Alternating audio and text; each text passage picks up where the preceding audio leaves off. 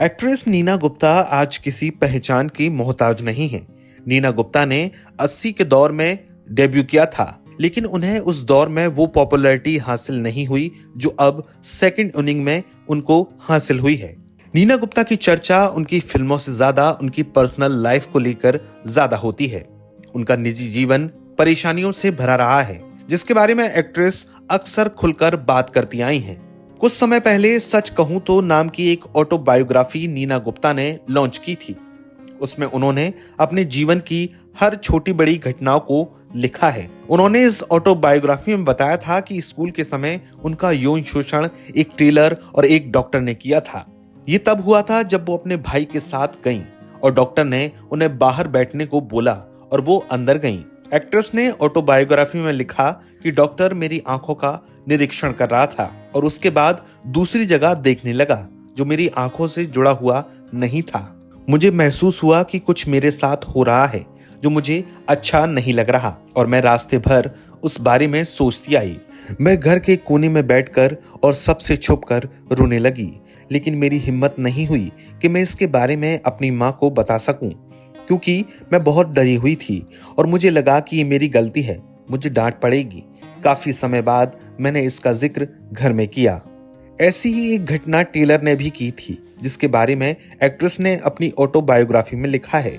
उन्होंने किताब में लिखा, जब मैं एक टेलर के पास माप देने गई तो माप लेते समय वो काफी सहज होता गया और मुझे इधर उधर छूने लगा। मेरी उम्र इतनी नहीं थी कि कुछ समझ पाती, बस जो हो रहा था मुझे अच्छा नहीं लग रहा था। बाद में मेरी हिम्मत नहीं हुई कि मैं उस टेलर के पास वापस जाऊं और ना माँ को बताने की हिम्मत हुई। रिपोर्ट्स के मुताबिक नीना गुप्ता का नाम अम्लान कुसुम घोष और शारंग देव पंडित के साथ जुड़ चुका है, लेकिन नीना गुप्ता का सीरियस रिलेशनशिप वेस्टइंडीज क्रिकेटर और प्लेयर विवियन रिचर्ड्स के साथ जुड़ा था।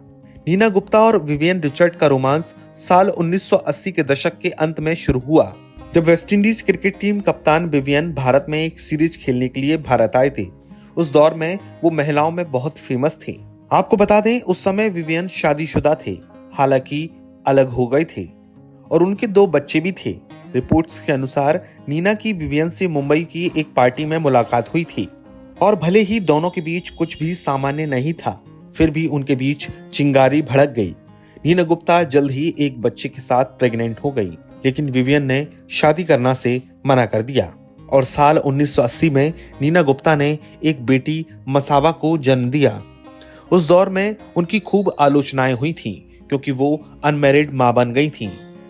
लेकिन उन्होंने अपनी बच्ची के बारे में सोचा। नीना गुप्ता ने कई साल अकेले रहकर बच्ची की परवरिश की और बाद में साल 2008 में विवेक मेहरा से शादी कर ली। नीना के फिल्मी करियर की बात की जाए तो साल 1982 में नीना गुप्ता ने फिल्म साथ साथ से बॉलीवुड में डेब्यू किया था।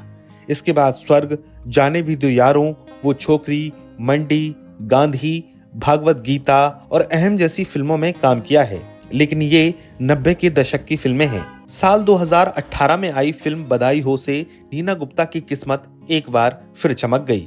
इसके बाद उन्होंने वीरे दी bedding, Shubh Mangal, Zyada Saavdhan, Shiv Shastri Balboa, the last colour, Uunchai और पंचायत जैसी फिल्मों और सीरीजों में भी काम किया है और आज वो किसी पहचान की मोहताज नहीं है। आपको ये कहानी कैसी लगी हमें कमेंट बॉक्स में जरूर बताएं और वीडियो को लाइक और शेयर करना ना भूलें।